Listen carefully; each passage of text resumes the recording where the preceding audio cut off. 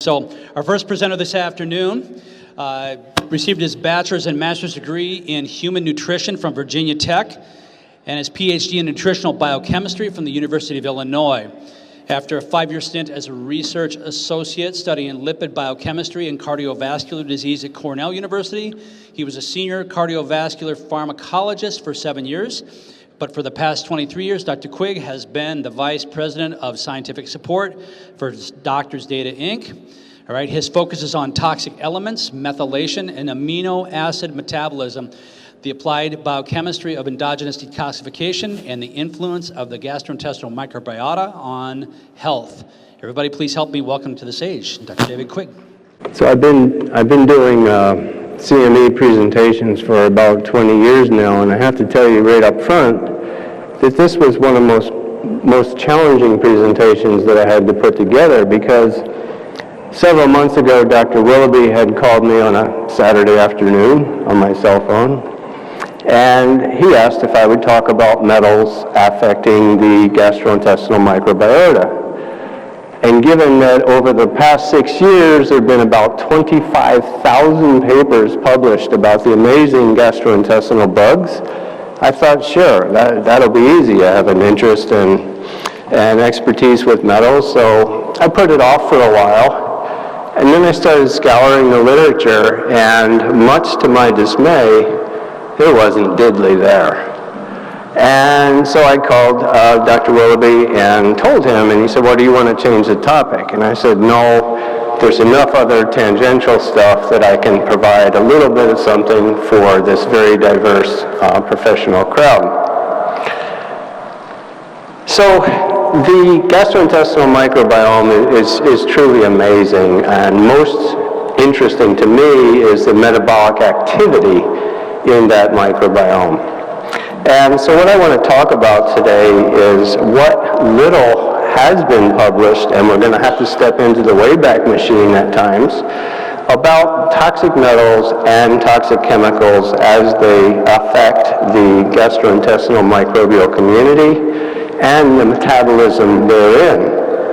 And we will visit some clinically important examples of how the microbiota affect orally ingested toxicants, and focus specifically on the new research regarding deconjugation activity in the gut. Then we'll briefly revisit glutathione from a slightly different angle, emphasizing its role in biliary excretion, and bioexcretion rather.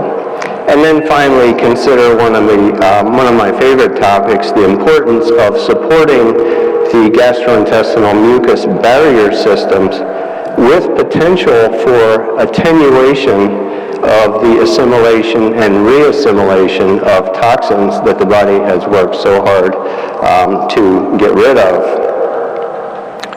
So full disclosure, with respect to the content of my presentation, I am financially irrelevant, and the level of evidence for the few cases of patient care that I provide are levels B and C.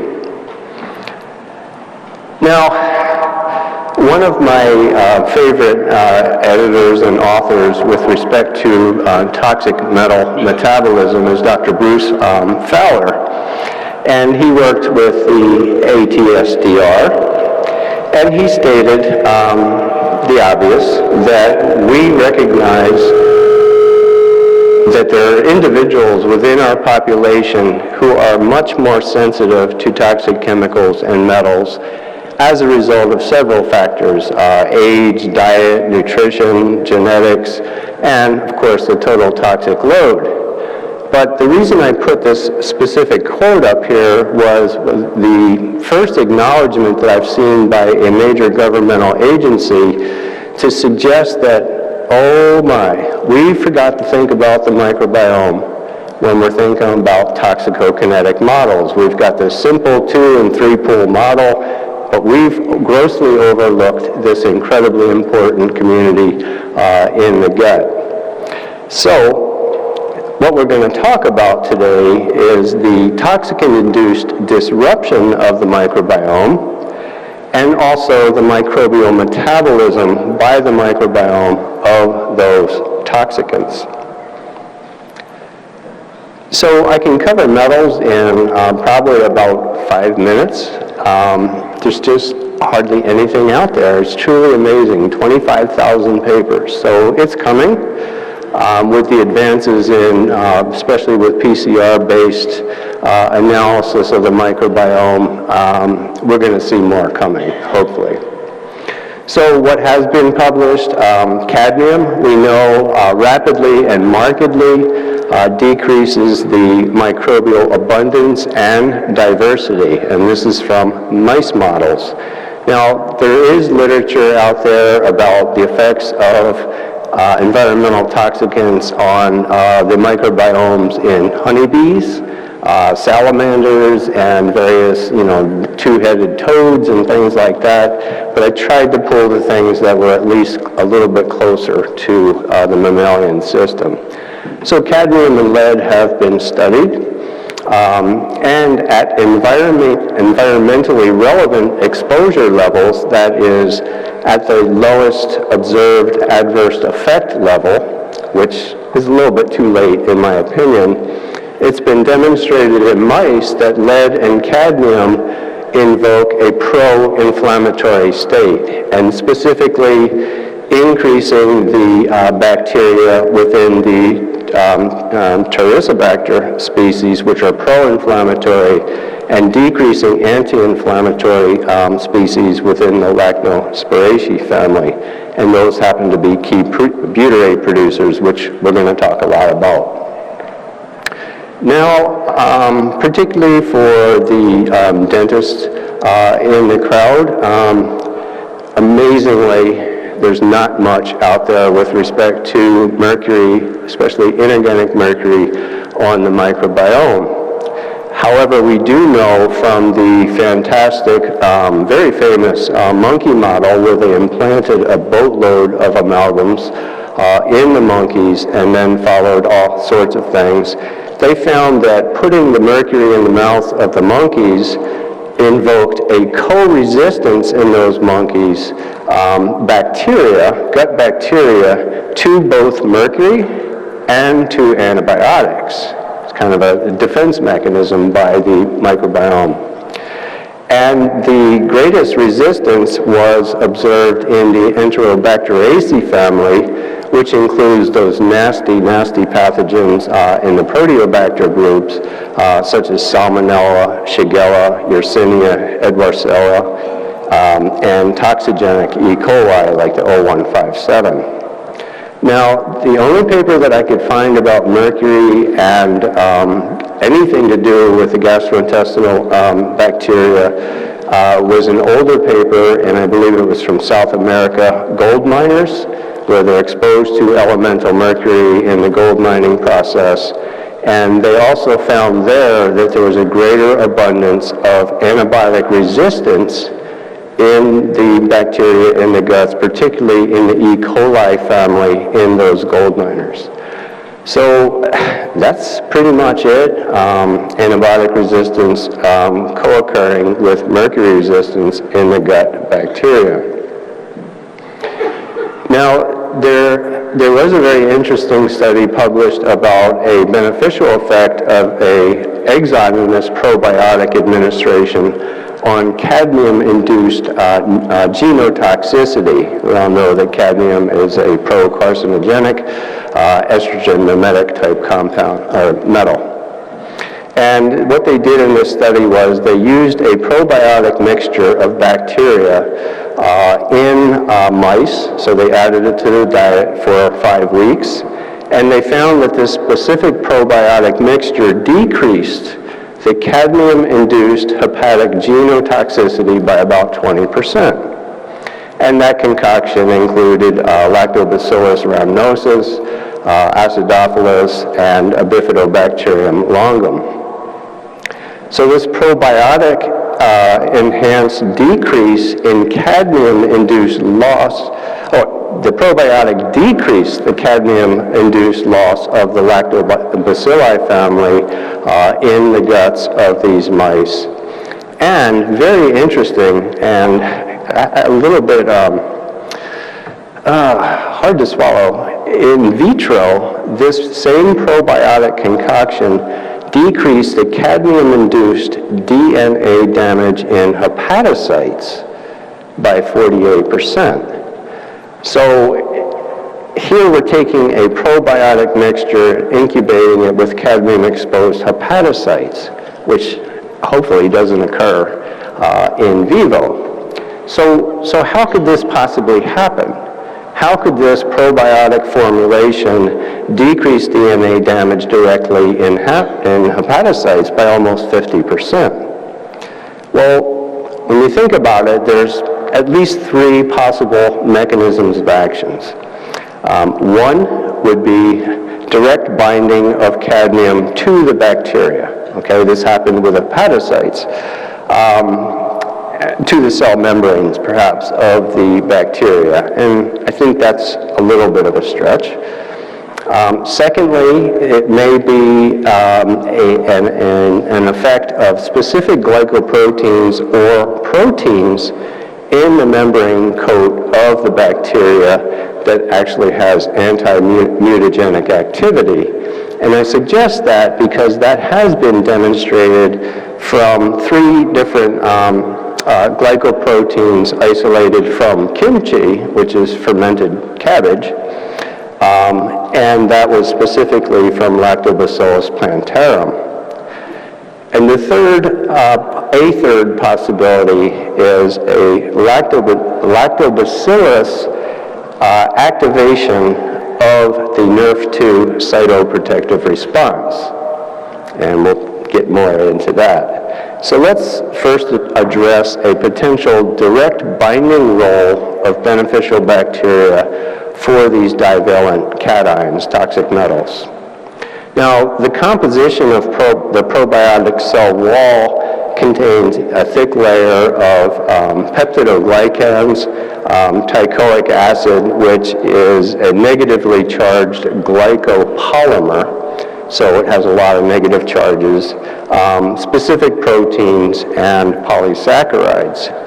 So these moieties impart a lot of carboxyl, hydroxyl, and negatively charged phosphate groups, so potential binding sites.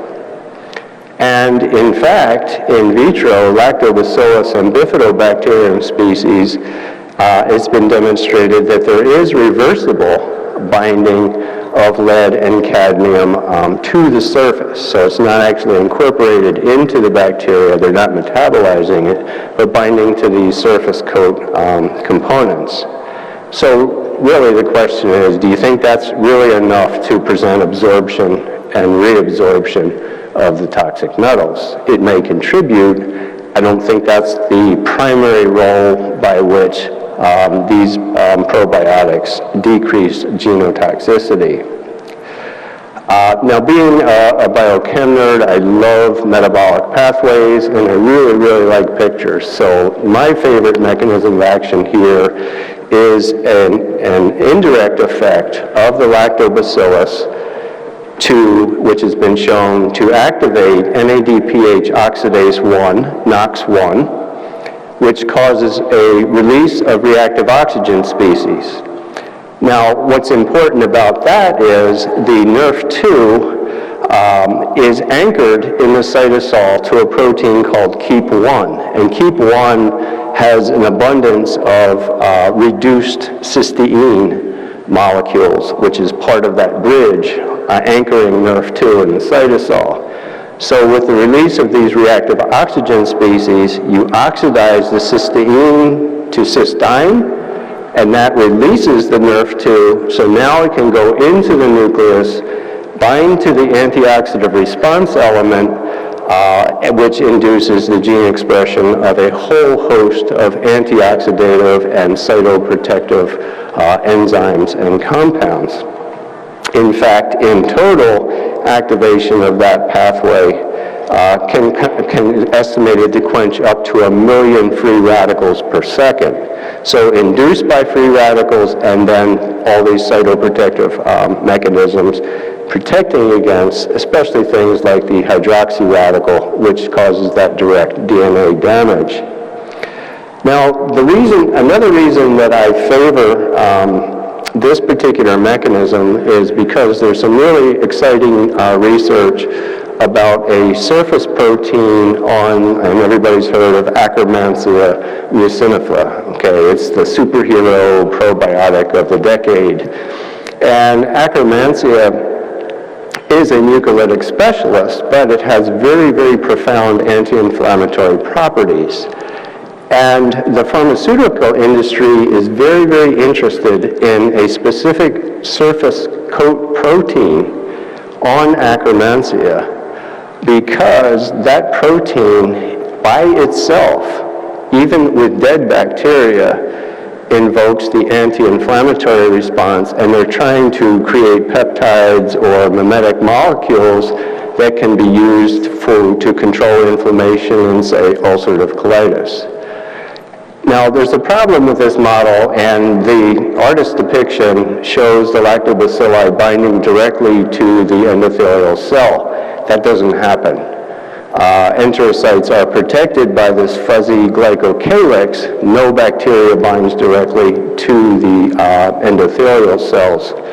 But rather, we know from the studies with Akkermansia that really cool anti-inflammatory protein can project into that glycocalyx matrix on the glycocalyx and thereby activate the intracellular response, anti-inflammatory response. So my money's on an effect of a surface coat component, glycoprotein or protein, eliciting this genotoxic or genoprotective effect. Now back to mercury. For many, many years, attending lots of conferences, I've heard lots of information, stories about the gastrointestinal methylating inorganic mercury from amalgams. But truth be told, there hasn't been a very solid, sound studies to actually demonstrate that, and so it's very unequivocal at this point. You can find some studies that show that the GI microbes are able to methylate inorganic mercury, and you'll find other articles that say no, they do more demethylation of methylmercury to organic mercury. So the jury's still out, and it seems to me, particularly using stable isotopes, we ought to be able to do this in at least an animal model. Now, one of the things that really led this claim about methylation of mercury from the dental amalgams to the highly absorbable methylmercury comes from an older study, again, stepping into the Wayback Machine, where it was clearly demonstrated that if you took 2 strains of yeast, Saccharomyces cerevisiae and Candida albicans, that they were able to convert inorganic mercury to methylmercury in proportion to the amount of inorganic mercury that was added to the media. And in fact, the more virulent Candida albicans had greater resistance. And so it has always been assumed that, with Candida overgrowth, you're going to be methylating a lot more of that mercury from your amalgams. But the jury's not out. So this is an isolated case where we're just looking at 2 little tiny components of a huge microbial community. And we're not looking at the net effect. So again, these studies need to be really expanded upon. Now, we do know that inorganic mercury, elemental mercury, can impact the mucosal immune system, increasing the production of pro-inflammatory cytokines. And this is something that reminds me of discussions that we had with Boyd Haley many years ago, talking about this small, tiny microparticulate mercury being embedded, say, deep down in the crypts in the intestine. So mercury can invoke pro-inflammatory cytokines. It does in other parts of the body, so it's not surprising. And that's very much a two-way street. And I say that because the mucosal immune system affects the gastrointestinal microbiota and vice versa. So you really can't talk about one without the other, and possibly a pro-inflammatory response of mercury from amalgams. Again, not fully demonstrated in humans. So, to address this issue, several years ago, way back in 2006, we did a survey where we looked at the fecal mercury content in individuals and plotted it against the number of amalgams in the mouths of those patients. And as you can see here, there was pretty much a linear relationship when we went from 1 to 2 amalgams up to 7 to 8, up to greater than 14 amalgams for the increased levels of mercury in the stool. Now, we were just looking at total mercury by ICP-MS, so we couldn't distinguish between the species of mercury, but clearly, simply having 14 or even greater than up to 12 amalgams in the mouth does contribute significantly to the presence of particulate mercury, which can sit there and be sequestered. I mean, we're talking about microparticles, which in that nice warm environment would be obviously off-gassing.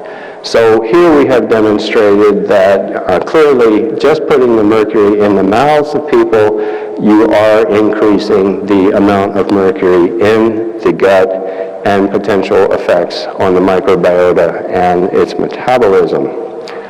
So we also wanted to see what was the relative effect of that mercury-derived amalgam versus that of, say, fish. And so we did another questionnaire and compared the fecal mercury content on the y-axis compared to the amount per monthly fish consumption.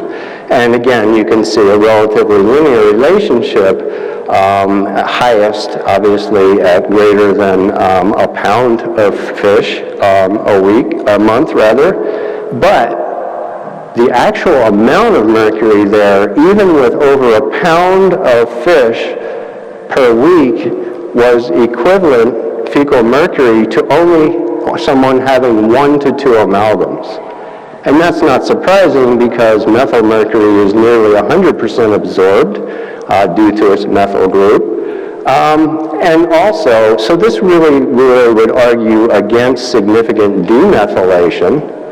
But also, this amount of mercury equivalent to 1 to 2 amalgams could be associated. There is some amount of inorganic mercury in seafood. I mean, we always talk about methyl mercury, but there is some inorganic mercury in fish. Speaking of methylation, not sure why, but back in 2008, there was a group that published a paper about the ability of the microbiome to methylate bismuth. Now, we don't typically think of bismuth as a toxic element, but trimethyl bismuth, like trimethylmercury, is incredibly toxic. So why bismuth? You know, not really toxic, but not only is it abundant in that pink stuff, the Pepto-Bismol, that people use to cover up their GI symptoms, but it's widely used in foods. It's on the generally recognized as safe list as a food additive. It's heavily used in the pharmaceutical industry, the cosmetic industry, huge, and it's used as alloys with metals and ceramics. So what happens here is that bismuth is methylated to toxic trimethyl, highly volatile trimethyl bismuth by the GI microbes. And this was shown in isolated gut segments from mice as well as in human fecal specimens. Now, they also looked at the methylation potential for arsenic, antimony, tin, and lead in the gut, the mouse gut segment model, and also found methylation there. For some reason, they didn't do mercury. That would have been really nice to see a net effect within a really cool model where you just take an loop of gut and put stuff in and see what comes out. So much for metals. Glyphosate is a very, very hot topic, and despite what is known about the toxicity of glyphosate, there's hardly nothing in the literature about the effect of glyphosate on the human gastrointestinal microbiome.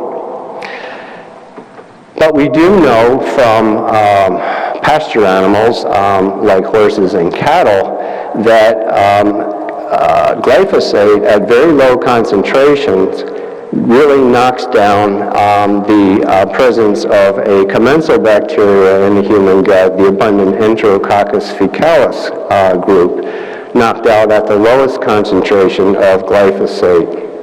And that's important to the ranchers because they have these horses and cattle staggering around with this neurotoxic condition, and it's due to the knocking out of Enterococcus faecalis, which in this wonderful community suppresses the neurotoxic effects of Clostridium botulinum.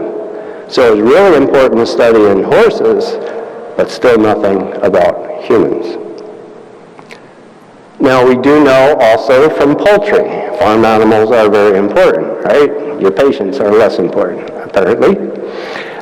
We do know that glyphosate causes significant antibacterial resistance in the pathogenic Salmonella and Clostridium perfringens, as well as botulinum. And just the opposite,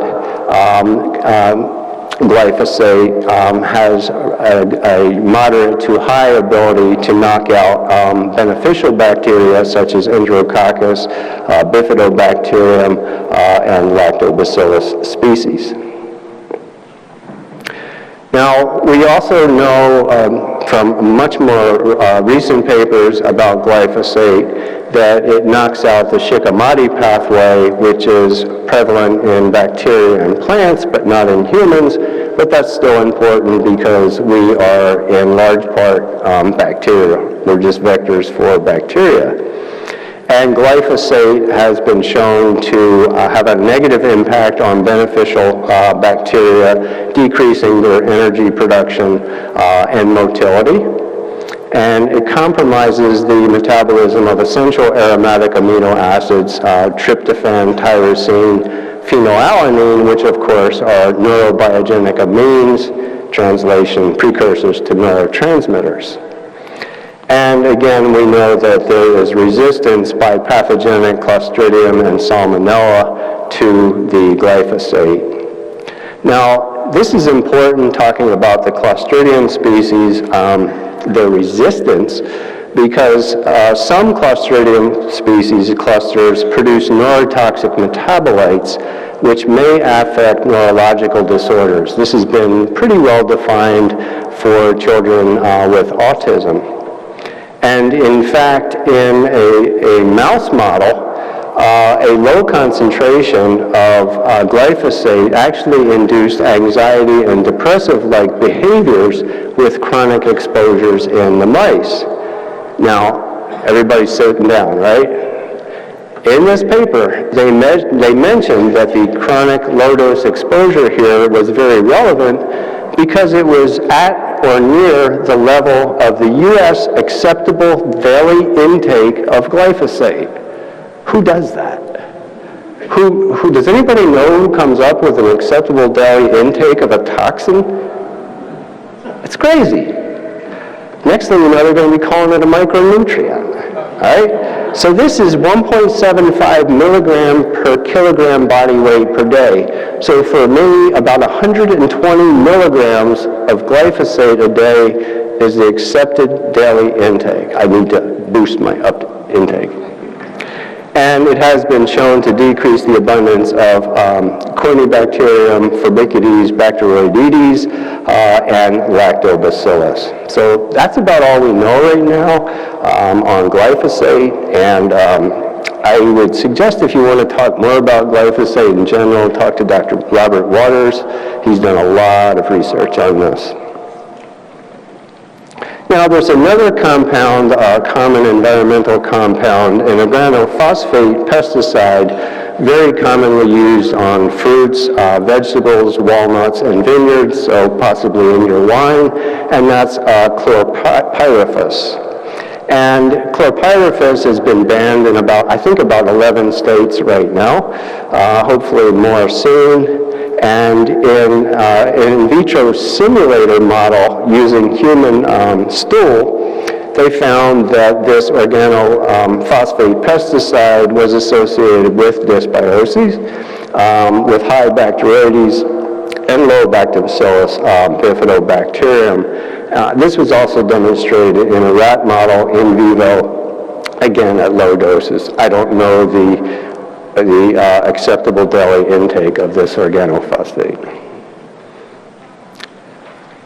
So a lot has been done, and most interesting to me about the microbiome is the metabolism, because it has such a huge impact on our overall health. And several people in their writings have stated that the metabolic activity in the gut rivals that of the incredible liver. So it has the potential to affect pharmacokinetics, toxicokinetics, even affecting oral bioavailability and resorption of pharmaceuticals.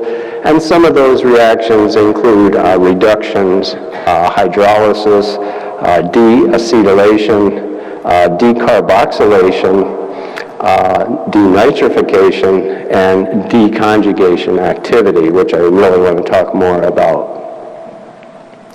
Now, again, we step into the Wayback Machine and go back to 2005, where we had the early research about the polycyclic aromatic hydrocarbons, and this is actually from grilled and smoked meats. This is very, very well studied.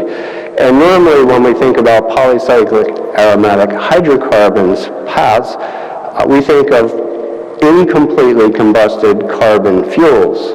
Well, that's what meat and fish is on a grill, right? And so what they did in one of the early studies was they compared the estrogenicity, estrogen mimetic type activity of pyrene and benzo A pyrene before and after incubation with the human microbiome in vitro. So basically taking the bacteria anaerobic culture from a stool specimen. And what they found was that the parent pyrene and benzo A pyrene did not have estrogenic activity, but rather the hydroxylated compounds, the off compounds of these parent compounds did in fact demonstrate estrogenic activity, which of course potentially can be carcinogenic. Now, a very, very clear example of what the microbiota can do with observed oral toxins is the melamine disaster, which happened in China almost a decade ago. Melamine, as you can see, is a very high nitrogen compound. And what some sneaky people did was they added melamine to infant formulas, milk, diluted milk, and to pet foods to increase the apparent protein content. Okay, so dilute out the milk, but add this nasty, highly nitrogen compound in there, and it looks, because they just do total nitrogen for protein. Well, it turns out that this created a renal toxicity nightmare, and that was because of the metabolism by the microbiota, and specifically Klebsiella species, because the Klebsiella species transformed the melamine into cyanuric acid. Now, low levels of melamine or low levels of cyanuric acid alone aren't likely very toxic. But when they combine, it forms an insoluble precipitate that settles out in the renal tubules and is associated with kidney stones. And specifically, when they augmented the rat gut with Klebsiella terrigena, there was an exacerbation of the melamine-induced nephrotoxicity. So this is important. Hopefully we're not going to be exposed to melamine, but it is very common to see different species of Klebsiella in even a normal gastrointestinal microbiome. At greater than 2+ on the relative colony forming unit scale, it's considered a potential pathogen. So hopefully we're not going to have any more melamine, nor will my dogs have any exposure to melamine. So let's talk specifically now about conjugation and deconjugation of toxicants. As you all recall from phase 1, we have the typically very polar xenobiotic toxicant that through the activity of a cytochrome P450s is modified and made more polar, and increasing that polarity increases the ability to conjugate it to glutathione and glucuronic acid. So the body works really hard to glucuronidate in phase 2 these toxins from phase 1, and then these toxicants, conjugated toxicants, are excreted into the urine and into the bile, into the gut. But in the gut, we have quite a bit of beta-glucuronidase activity, which hydrolyzes that tight bond between the parent toxin and the glucuronic acid, thereby enhancing the reabsorption potential by intrahepatic recirculation. Now, on this slide, I've pretty much said the same thing, except I just wanted to emphasize that we're talking about maybe 35% of the conjugated toxins going into the bowel. So it is very significant. Now, many years ago, there was a flurry of research about beta-glucuronidase activity. Now it's referred to as GUS activity. And to an old biochemist, some of these things can be confusing because now enzyme names have been changed to reflect the gene locus on which the enzyme was transcribed, from which it was transcribed. So GUS activity is now beta-glucuronidase activity. Get used to it, all right? Now, it's very, very important to realize that not all beta-glucuronidases are bad. There is now a resurgence of literature, and I encourage you all to read this fascinating paper that's in blue, the reference down here in blue. This is a paper out of South Korea where there's been a rebirth in the interest of beta-glucuronidase activity, probably because of the association between high beta-glucuronidase activity associated, not necessarily causal, with colorectal cancer. So these beta-glucuronidases are really only a problem when they're inordinately high. Beta-glucuronidase activity is very important to increase the bioavailability and bioactivity of important dietary-derived compounds, such as complex carbohydrates, what's the other two? Flavonoids, and particularly the ceramides. Now, the ceramides are heavily glucuronidated from jump, and so the latter two molecules, the flavonoids and ceramides, are really important to us, derived from food, because they have anti-inflammatory, antioxidative, antiviral, and anti-tumorigenic properties. So again, we need beta-glucuronidase activity. We're not trying to wipe it out. We just don't want it to be at very, very high levels where it has the great potential to increase intrahepatic resorption of toxins and even steroid hormones that the body has worked so hard to get rid of. As I said earlier, it also affects the pharmacokinetics and even toxicokinetics of many different compounds.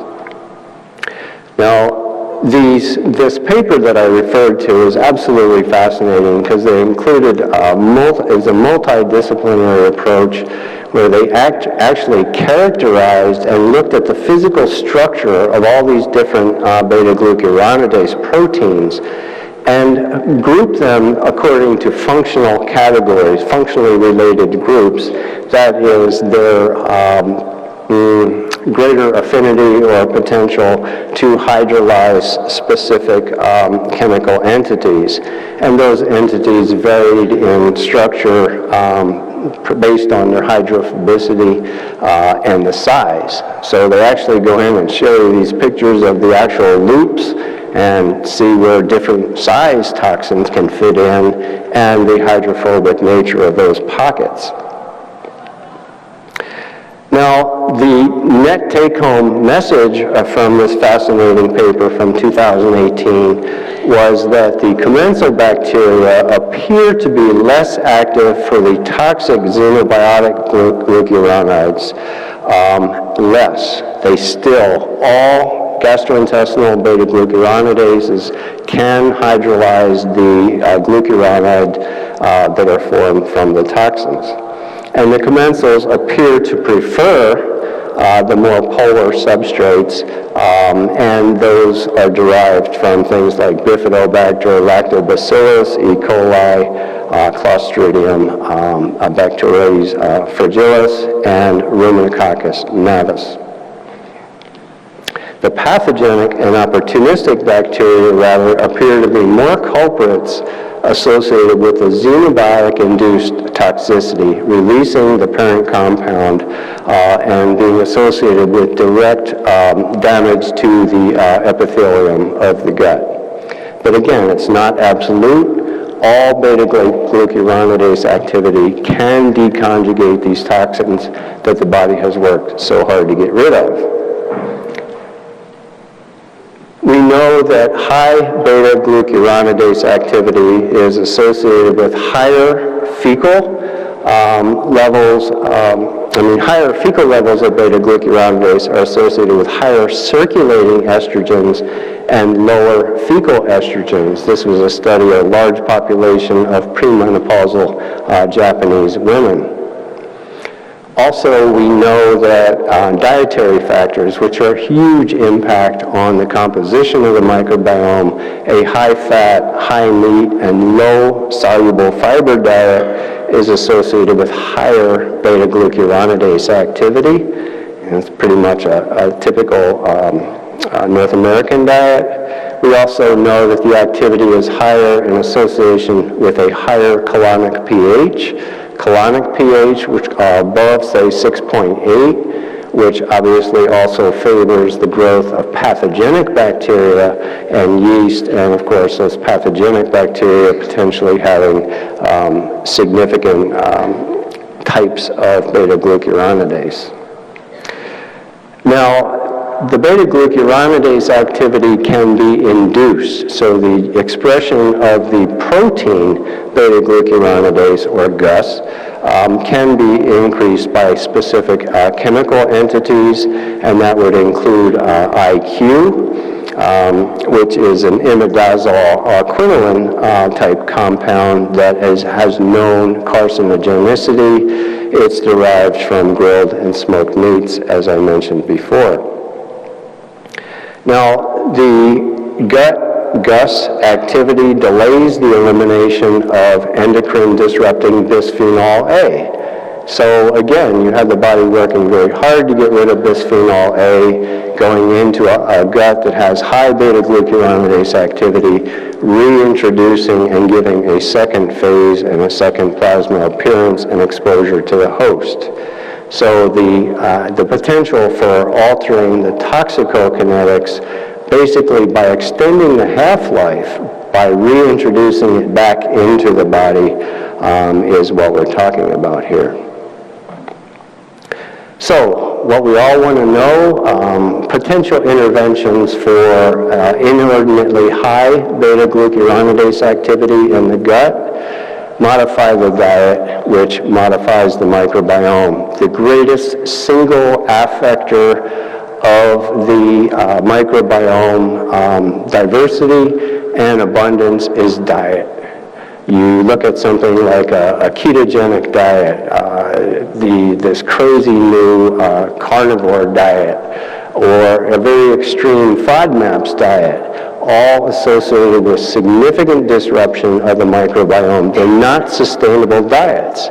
They induce a dysbiosis. And interestingly, with the FODMAPs diet, particularly people that may have SIBO, many of those people experience very significant improvement in their symptoms when they avoid these FODMAP producing these foods, containing foods. However, it induces a new form of dysbiosis, which is not sustainable. Same thing with a heavy ketogenic diet. So there are some ways to intervene other than diet, specific probiotics, the lactobacillus species in particular. Lactobacillus rhamnosus GG is the most heavily studied probiotic in the world, and some of its colleagues, other strains, have been shown in healthy subjects to lower beta-glucuronidase activity. Now, in the one study of healthy subjects, it was clearly demonstrated that in order to do that, lower beta-glucuronidase activity, you had to do continuous probiotic supplementation, because very shortly after they stopped the supplementation and looked again, the beta-glucuronidase activity went back up. To me, that's a real warning that they haven't removed the source of induction of the gene expression of that protein. So it's sort of like putting a Band-Aid and not really dealing with the root cause of the increase. Obviously, keep the bowels moving. The longer these toxins, conjugated toxins, are sitting in the gut, the greater the potential to hydrolyze that tight bond. And then, of course, you've all, sure, are familiar with the use of calcium D-glucaric acid, calcium D-glucarate. But I've heard a lot of people in consulting with clinicians talk about, oh yeah, just take 500 milligrams of calcium D-glucarate a day. That's not going to cut it. Because when you look at the actual clinical studies and extrapolate from the animal models, you're talking about an optimal dose of up to 2 to 3 grams in divided doses, and particularly with food. Why with food? That's when you're dumping these glucuronides into the gut. Also, if you look at the pharmacokinetics of glucaric acid, only about 30% is converted to the active inhibitor of the beta-glucuronidase, and that's the glucaro-1,4-lactone, and it's only present at about 2% in the bile. And in a rat model, the inhibitory activity, even with high dosing, was only present for about 5 hours. So again, the importance of multiple split dosing to use this agent. But again, I emphasize that this is classic toxicology that may inhibit the activity, excess activity of this activity. But if you haven't removed the source of the induction of that gene expression, you're basically just peeing in the wind, okay? So as with all toxicology, remove the source of exposure, in this case, the source of induction. So quickly to go over, revisit glutathione. We're all familiar with phase 2, conjugation of glutathione toxicants from phase 1 to glutathione with ultimate excretion of the mercapturic acids in the urine and in the bile. Now, I've been talking about glutathione for many years, and there's obvious reasons for that. One, its role in phase 2 detoxification. Its many, many roles in detoxification, antioxidant protection, immune regulation, and all throughout the mainstream literature, you're going to find pages of conditions and diseases associated with low levels or inappropriate status of glutathione in blood and red blood cells, as well as dysregulation of glutathione metabolism. But one thing that I've embarrassingly overlooked, because it's been known since 2009, is that glutathione is the driving force for bile flow. And that's because of the osmotic properties associated with glutathione. It's the most abundant organic molecule in the bile and drives bile flow. So even one more reason to use or to keep up glutathione status. Now, in the last few minutes here, I want to talk about one of my favorite subjects, and that's mucus. A lot of times we talk about using probiotics to seed the microbiome, but we have to feed them, because feeding the beneficial bacteria, producing the butyrate, is key for maintenance of the mucus barrier network that has been sorely underappreciated. So again, I can't stress enough, seed and feed. And these mucus barriers are regulated by the gut microbiota in their production of short-chain fatty acids. Now, the availability of soluble fiber, now known as microbiota-accessible carbohydrates, dictates the balance among the bacterial community between the promoters of mucus and the hydrolytic specialists. So the primary bacteria that promote mucus formation are the Bifido, F. prosnitzi, some Clostridium species, and Eubacterium. Now, tearing down the mucus barrier are the very abundant Pneumococcus navis and Akkermansia mucinifera, and this Bacteroides species that I'm not even going to try to pronounce. I think microbiologists put these names on here so that they own microbiology and we can't talk about it very much. So in this cartoon here, I just show, this is actually a cartoon of the colon, and on the left there you can see a high soluble fiber diet with a nice fluffy blue mucus barrier. As we proceed to the right, we see a diminished mucus barrier with an increased colonization of a mucolytic bacteria specialist, and ultimately the increase, when we decrease that mucus barrier, we get upregulation in the colon of the primary antimicrobial peptide Reg3b. And this ultimately results in increased paracellular transport. So the overgrowth of R. navis has actually been reported to bloom cyclically in patients with ulcerative colitis, which have a diminished mucus barrier and increased permeability.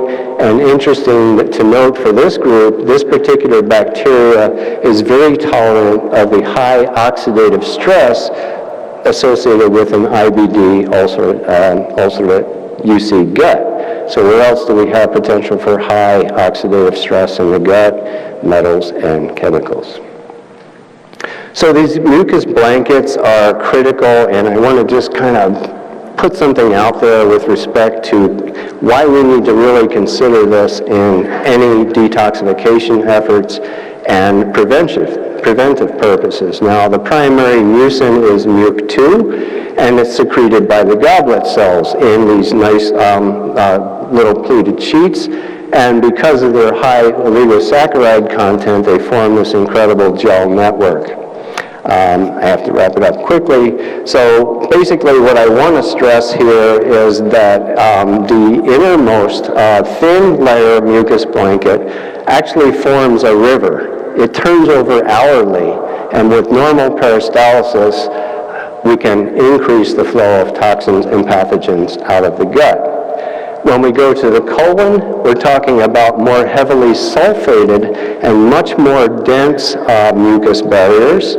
And basically, the most important thing here is that the thickness of that mucus barrier that protects the endothelial cells is maintained at a near constant 100 micrometers, okay?